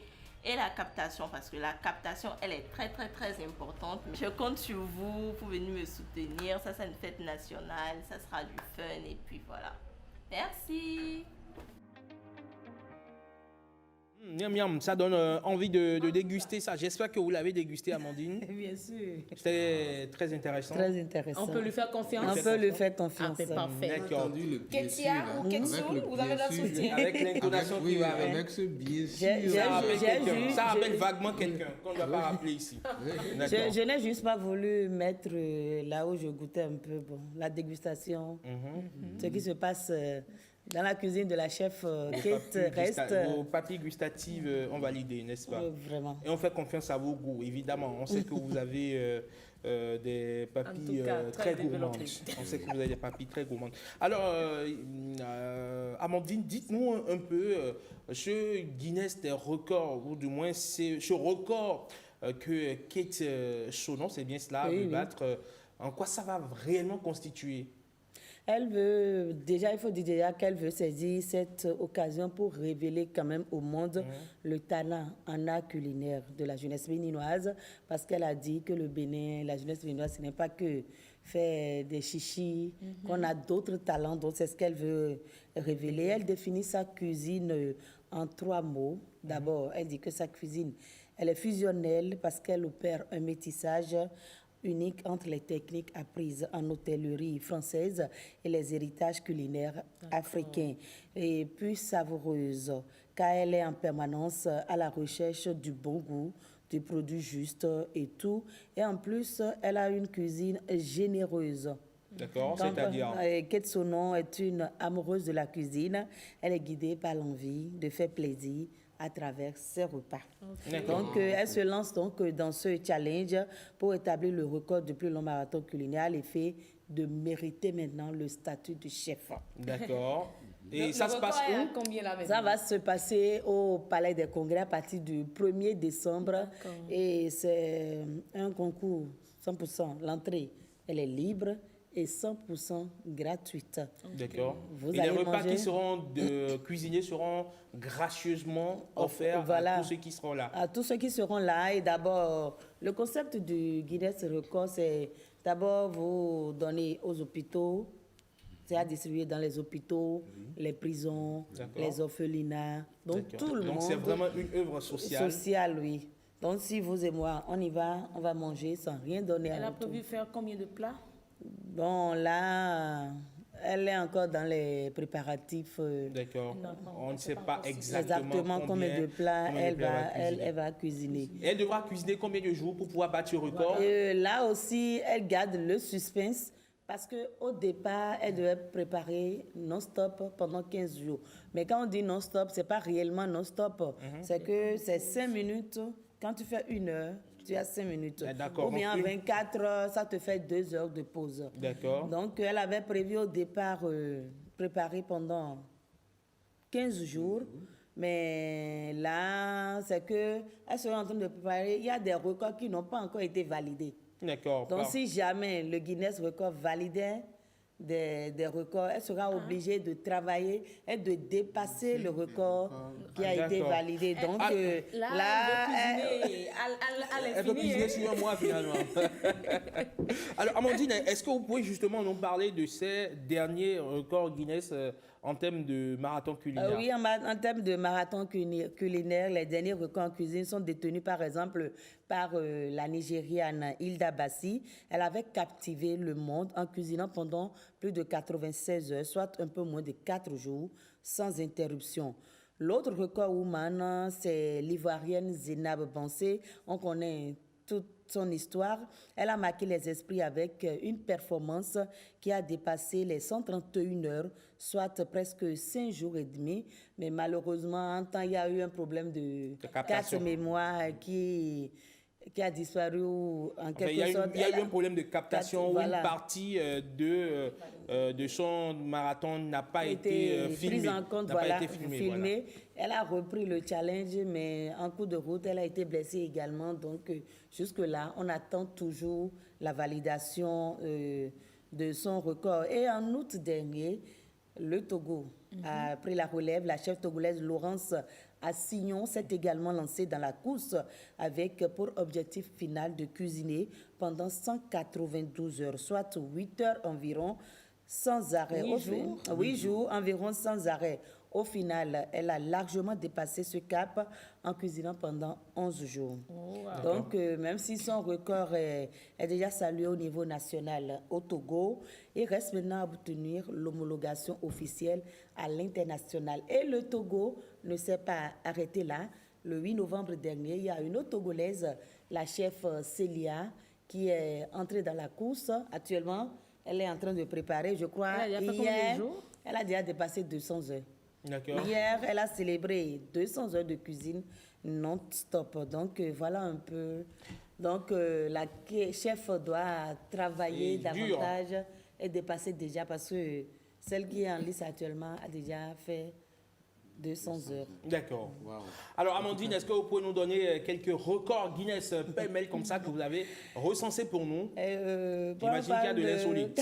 Quand on parle de Guinness record, quand même, il y a des Guinness records qui font rire, sont drôles. D'autres, franchement, qui dépassent l'entendement. Mais par exemple, tu peux casser des œufs avec ton front. Tu vois? Ce sont des records. Ce sont des records. Ou manger 100 parcs de pizza, peut-être en 10 minutes. C'est un record. Et il y a également le record du plus grand nombre d'enfants. Et ce record-là est détenu par une Malienne. Elle s'appelle Halima Cissé. Elle a établi un record du monde Guinness en donnant naissance à 9 bébés, tous en bonne santé, dont 5 filles et 4 garçons. Et tous les bébés ont survécu, mais elle est en train d'être détrônée par une Sud-Africaine de 37 ans qui a fait récemment 10 enfants. Mais bon, là, est-ce que le record a été validé? On ne sait pas. Nous sommes toujours en attente. Ça doit l'être, elle a accouché quand même. Non, il faut qu'on instaure également le Guinness record dans le journalisme. D'accord, de la plus longue émission jamais réalisée. De la plus longue émission jamais réalisée. Ou bien, pourquoi pas, de la plus longue présentation du journal. D'accord, on va faire 5 heures. Ah, 5 heures, c'est encore rien, mon frère. 10, 24 heures. Amandine, merci beaucoup vraiment pour cette très très belle chronique. On rappelle que donc à partir du 1er décembre prochain, la chef Ketsono sera au Palais des Congrès. Donc sortez massivement, Unité allez nationale la autour d'elle. soutenir. C'est le Bénin qui gagne. On a vu comment les Ivoiriens ont soutenu. Bansé. Malgré tout. On a eu même des influenceurs béninois qui ont soutenu la Togolaise, donc on les invite. Soutenons notre chef Ketsono. Ouais. Allez, ce sera donc un des événements à la une donc, de décembre, à partir du 1er décembre. Et s'adresse le lit à Patrick Diosso pour les événements à la une d'aujourd'hui. On y va.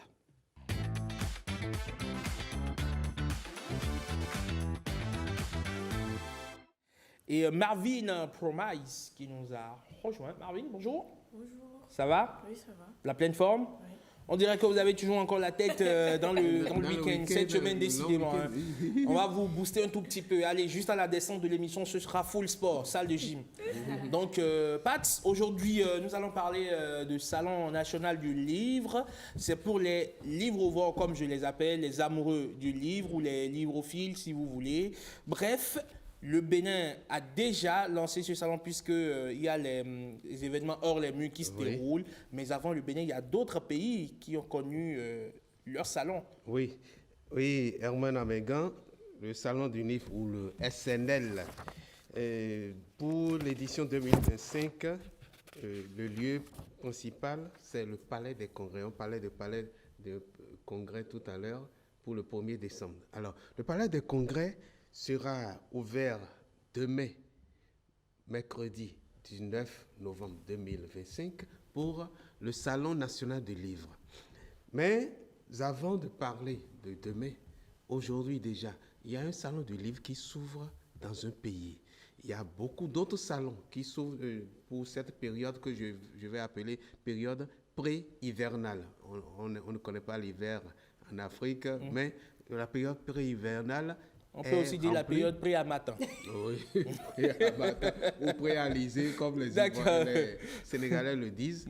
Alors, nous allons suivre cet élément qui fait le tour de quelques salons du livre. Dakar Livre 2025. C'est le 3e salon international du livre jeunesse et pour enfants à Dakar, au Sénégal. Du mardi 18 au samedi 22 novembre 2025, le Centre culturel Blaise Senghor de Dakar vibrera sous le thème Bibliothèque, jeunesse, patrimoine.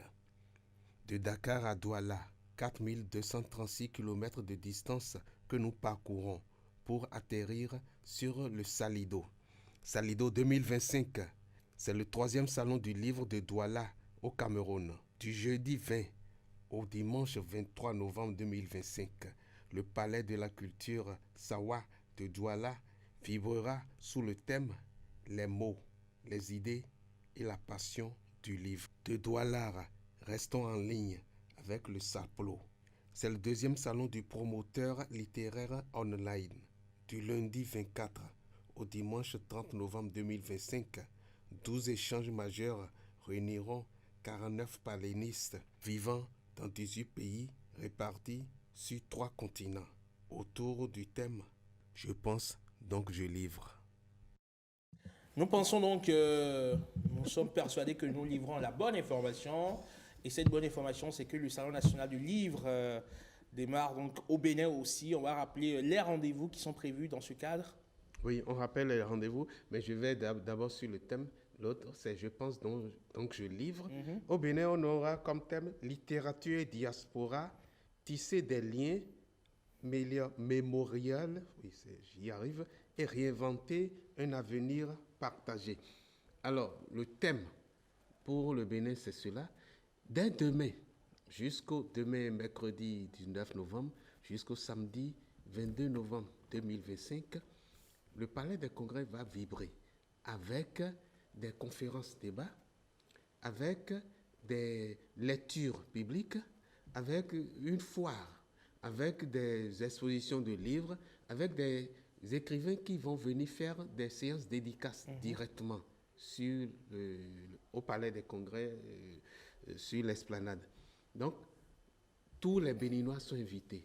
Est-ce qu'il y a des grands noms du livre qui sont annoncés à cet événement, que ce soit au plan local comme international? Oui, au plan local comme au plan international, il y a beaucoup de grands noms qui sont annoncés. Je ne vais pas citer des noms pour ne pas en oublier, mais il est attendu des noms de la diaspora.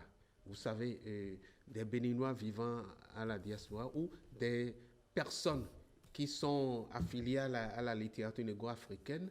Et en parlant de littérature négro-africaine, les événements, les activités hors les murs qui ont été répertoriées et qui ont été exécutées et qui sont en train d'être exécutées encore à Ouida, à Parakou et à Bomé, sont des activités où on a inséré par exemple des films documentaires sur la littérature négro-africaine avec Senghor, avec Léon Gontran Damas, avec Aimé Césaire, et des lectures de leurs textes. Donc c'est tout un ensemble, c'est un panorama. Mais le Bénin est en train de se hisser très haut par rapport à la lecture. Et certains diront que en réalité, les Béninois lisent, et c'est parce qu'on ne leur propose pas à lire qu'ils ne lisent pas. Et que malgré tout ce qui est fait, les réseaux sociaux, tout cet ensemble, les bibliothèques ne désemplissent pas. D'accord. Les librairies non plus. Donc, Heureuse, la dernière fois que vous avez bu un bouquin, c'était il y a combien de siècles? Siècles. Bienvenue. C'est pour vous Il faire se amener donne dans déjà l'émission. sa réponse en fait, mais qui est tout le contraire de mon avis. Le titre du livre que vous avez lu dernièrement, c'est lequel? Qui Amandine, es-tu, toi préparez-vous. qui m'entraîne, voilà. Ah oui, qui es-tu, toi? C'est de qui? Otsopak, voilà. Je ne le connais pas, cet auteur. Bon, Vous je vais pouvez le pas peut-être. te Non, connaître. évidemment. Non, je vais le découvrir. Je vais le découvrir, Amandine. Il y a vraiment longtemps. Ah oui? Vous n'avez pas lu récemment? Non. D'accord. Mais je lis souvent mes chroniques. En fait, je suis beaucoup plus livre numérique D'accord. que les livres physiques aujourd'hui. D'accord. Marvin? Les femmes. Ah, les femmes. Isaïe Biton Isaïe Biton, ouais. Isaïe Biton Koulibaly, ah, les femmes. Si elle finit de lire les femmes, elle va enchaîner avec les hommes. Oui, j'ai fait les deux. Et en dehors de ça, elle va lire certainement les enfants. Bon, écoutez, actuellement, je lis La plus secrète mémoire des hommes. Donc, le prix Goncourt 2020. Donc, le Sénégalais. Ce n'est pas encore fini, mais c'est un magnifique ouvrage. Mohamed Bougassar, qui a une très belle plume, hein, que je vous conseille d'aller lire. Pat, une dernière information avant de finir sur le Salon national du livre. Robert sera là, notre Oui, confrère. Robert Philomé, notre confrère de TV5, pardon, de France 24. De France 24 sera là. Il fait le VST, comme on le dit dans notre jargon journalistique, vendredi, samedi, dimanche. Il est au journal du matin sur France 24. Pat, tonton Pat, pour finir? Oui, pour finir, invitation au Salon du Livre. Du 17 au 22. Du 19 pardon. Au 22. Mais le salon a déjà commencé depuis le 15 dans depuis le 14 plutôt, à Ouida, à Parakou et à Abomey. Je ne sais pas pourquoi je vais toujours à Parakou avant de redescendre à Abomey. Bon, oui. Donc le salon, c'est partout. Le livre, c'est partout. Il faut lire. Je pense donc je livre. Je pense donc je livre. Voilà. L'information. Amandine parlait tout à l'heure des livres numériques qu'elle affectionne beaucoup, et c'est aussi ça la révolution du numérique qui nous facilite tout, qui nous ouvre des portes, mais certaines mènent tout droit au piège dans un monde où nos vies tiennent désormais dans un téléphone, un code ou un clic. Eh bien, les arnaques en ligne n'ont jamais été aussi sophistiquées. Elles se glissent dans nos messages, se déguisent en opportunités, imitent nos banques, nos proches, et parfois elles nous surprennent là où on se croit le plus en sécurité, du faux SMS au lien piégé, du compte piraté à la promesse trop belle pour être vrai. Eh bien, les escrocs aujourd'hui ne perdent plus dans l'ombre, et la moindre inattention peut vous coûter cher. Amandine Heureuse Patrick. Alors, comment reconnaître ces pièges numériques? Comment éviter de tomber dans les filets de ces nouveaux prédateurs du web? C'est ce dont nous parlons aujourd'hui avec Marvin Promise.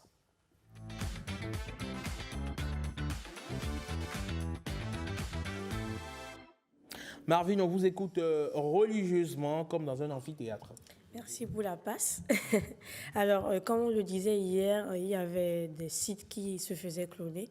Là, en fait, ce sont des arnaques numériques. Et on y trouve des logos copiés, des prix ridiculement bas, des mentions légales inexistantes, des paiements exclusivement par mobile money. Vous avez vu souvent quand on veut payer sur des sites, si ce n'est pas des moteurs qui sont intégrés, je ne vais pas dire les noms, on nous demande sur les sites clonés de payer directement via mobile money. On met un numéro copié-collé par mobile money, alors que ce n'est pas ça.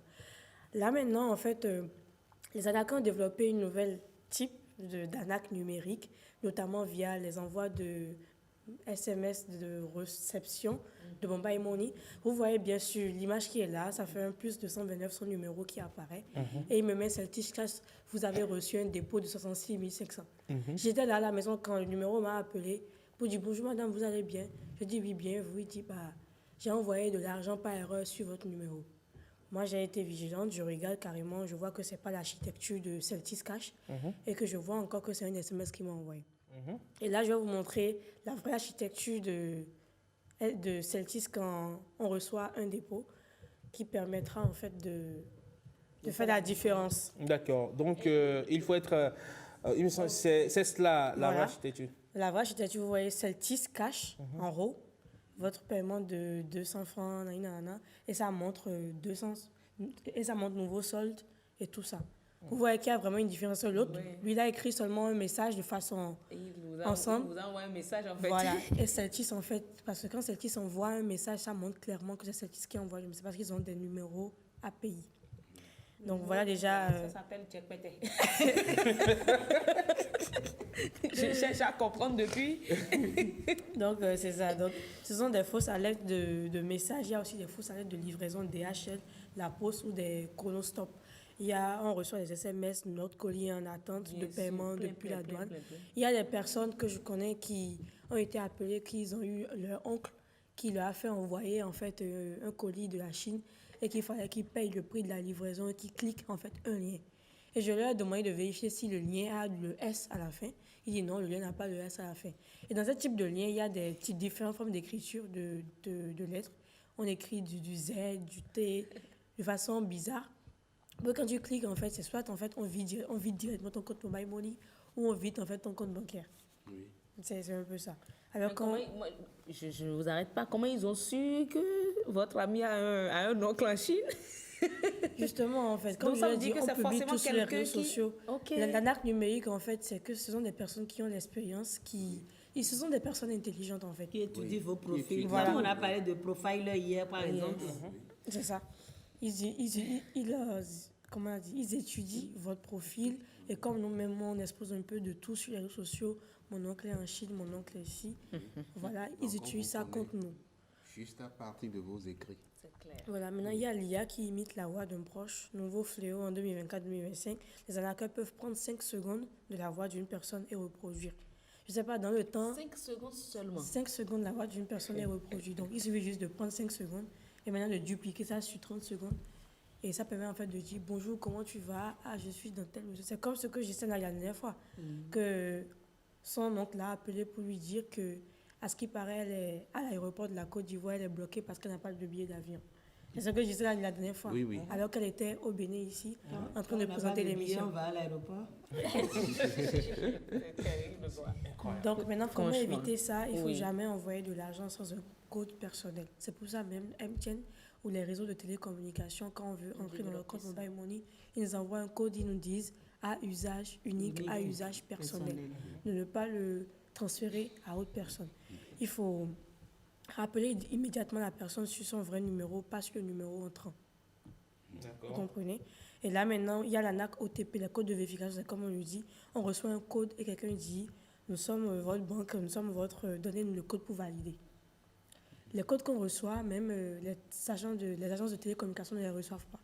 Parce que c'est programmé. C'est pas que c'est un agent qui envoie les codes OTP, c'est le système qui l'envoie. Donc même l'agent qui travaille ne sait pas quel code, ne sait pas quel code qui est... Même lorsque vous allez, vous prenez vos 4 GAP, guichet automatique de banque, pour recevoir le code, vous êtes seul face à la machine, on vous indique le process et lorsque vous le faites, ça génère en même temps, vous générez même parfois vous-même votre propre code pour que l'agent n'ait pas à avoir accès à votre... toutes les institutions financières font l'essentiel pour éviter au maximum les cas d'arnaque. Et c'est pour ça qu'on nous demande également de ne pas avoir des mots de passe ou bien des codes fixes. Il faut les changer régulièrement. Et on demande même, pour avoir le bon mot de passe, de faire justement une phrase du genre Amandine est la plus belle de BLB. Donc, je mets... Je suis flattée. Donc, quand je veux écrire mon mot de passe, je mets Amandine est la plus belle. Personne ne va jamais penser, s'imaginer que c'est ça mon code. Ouais. Donc voilà, donc il faut prendre des phrases.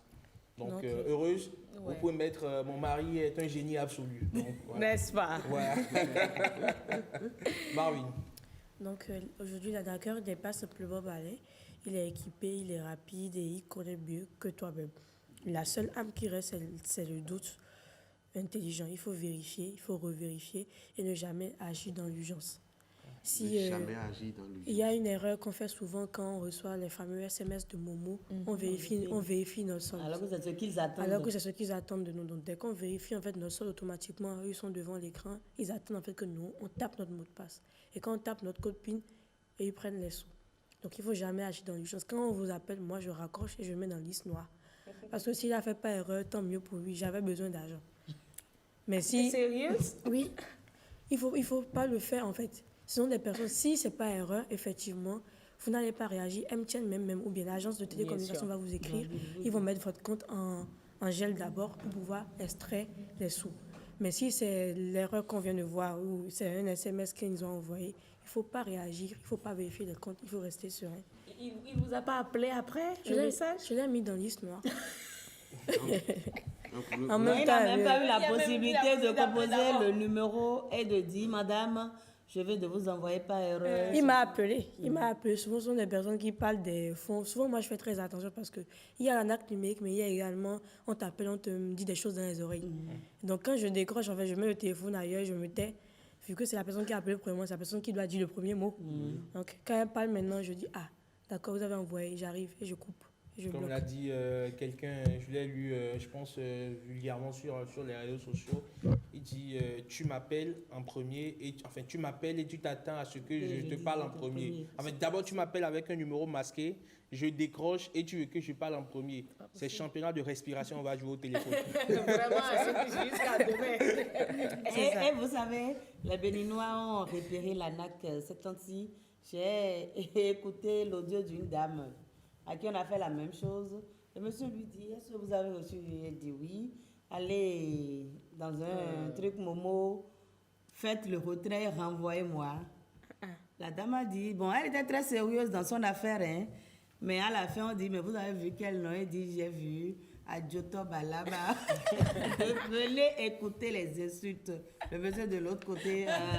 Mais de plus en plus, je pense que de plus en plus les gens sont vigilants, les populations sont éclairées, et grâce aussi à ce genre de sensibilisation que nous faisons, parce que éducation aux médias est justement pour vous sensibiliser à votre hygiène numérique, mais également vous donner ces tips qui vous permettent de ne pas tomber dans les mailles des filous de ces nouveaux prédateurs du web. Donc en gros, Marvin, les arnaques numériques, ça peut prendre tout l'air, la forme, n'importe quelle forme, mais c'est qu'il faut avoir la remise en cause ductile, la répartie assez permanente, pour ne pas se précipiter. Parce que quand on nous envoie de l'argent, on devient agité de façon stupide, et puis on peut se faire avoir. Tu n'as pas mangé depuis le matin et tu vois 66 500.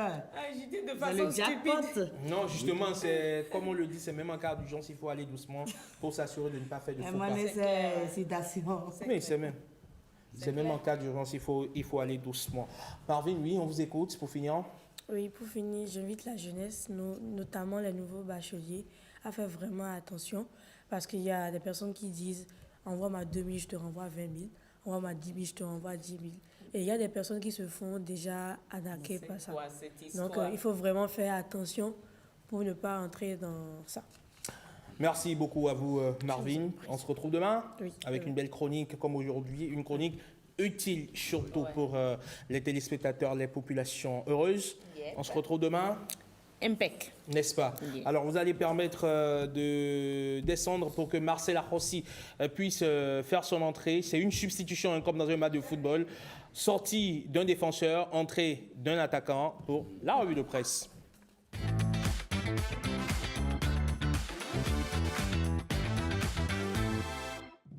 Marcela Rossi, avec vous, on ira chercher la victoire dans les 5 dernières minutes de cette affiche de BLB. Bonjour. Bonjour Eman, je m'y connais personnellement. Bonjour à tous, bonjour à toutes. Démission d'élu, la voie fermée après service rendu. Oui, vous le savez tous, le Bénin a désormais une nouvelle constitution depuis quelques heures, sinon depuis quelques jours. Et Matin Libre, aujourd'hui, pointe du doigt ce verrou inédit comme tout autre. Désormais, tout élu qui quitte le parti qu'il a porté perdra son siège terminé. Le journal raconte avec un brin d'ironie politique, une pointe de dramaturgie institutionnelle, comment cette disposition surgit. Juste après que 6 députés démissionnaires du principal parti d'opposition aient permis par ce même geste de faire passer la révision. Ici, Matin Libre questionne et veut éclairer en même temps l'angle mort. Ces 6 élus LD, devenus les charnières inattendues du pouvoir, ont été utilisés, dit le journal, puis remerciés d'une manière bien étrange, en fermant à jamais la porte par laquelle ils sont passés. Le quotidien épingle et met en perspective cette manœuvre qui, sans la stratégie à plein nez, un verrou contre la transhumance politique arrivé un peu plus tard selon Matin Libre. Si seulement cette disposition avait existé en 2019, soupire presque le journal, nous n'en serions pas là selon Matin Libre. Puis crescendo, le journal s'interroge, les députés révisionnistes craindraient-ils à leur tour une fronde interne? Point d'interrogation. Ont-ils verrouillé ce mécanisme? Non pas vertu démocratique, mais pas réflexe d'autopréservation. C'est Matin Libre qui le demande. Et puis présidentielle 2026, le duel prend forme. Le décor est planté, les acteurs sont en place, les récépissés définitifs ont été remis. Et Fraternité raconte cette cérémonie solennelle où la Sénat, sous la présidence de Saka Lafia, entérine et confirme les 2 duos qui entreront dans l'arène. D'un côté, Wadaï Talata, la mouvance, de l'autre, Humpé Nwanou, représentant l'opposition. 2 binômes, 2 ambitions, 2 visions et un seul fauteuil présidentiel au bout du chemin. Fraternité décrit presque en tableau vivant la vice-présidente Mariam Tchabi Talata qui s'avance et reçoit le précieux sésame, récépissé définitif donc au nom de son duo. À l'opposé, Paul Humpé et Judicaël Nwanou qui se tiennent droit Et le journal revient avec précision sur la rigueur du processus, examen minutieux des dossiers, vérification scrupuleuse du casier judiciaire, analyse des rapports médicaux. Le journal conclut comme un maître de cérémonie. Cette fois-ci, la scène est prête, les lumières s'allument, le challenge peut commencer. Merci beaucoup à vous, Marcel Arrossi, pour ce tour d'horizon de l'actualité nationale vue par les journaux. On se retrouve demain avec le même pour plaisir. le même exercice, toujours, le même beau sourire, toujours, et la même forme sur absolument. Pat. Oui, à demain. J'aime bien cette forme-là, cette voix. Je disais, cette voix grave, oui, cette voix de stentor qui voilà, tonne oui, dans BLB. Ça fait beau ramage, beau plumage. Donc wow. Sans mentir, si votre ramage se rapporte à votre plumage, Marcel, vous êtes le phénix des hauts de ces bois. À ces mots, Marcel ne se sent que de joie. Merci. N'est-ce pas? Amandine, à demain? À demain, Herman. On se prend du café juste après. Santé. Marcel, santé. Santé. Marvin, santé. Allez, voilà qui va mettre un terme à la matinale BLB. Bonjour le Bénin de ce mardi 18 novembre 2025. Merci à toutes les équipes rédactionnelles et techniques réunies autour de Timothée Wonton, Karamata Guataou. Retrouvons-nous demain. Demain, quand il sonnera très exactement 7h, 6h en temps universel. D'ici là, portez-vous très bien au revoir. Bon mardi à tous et à chacun. Paix et joie dans le monde. Salut.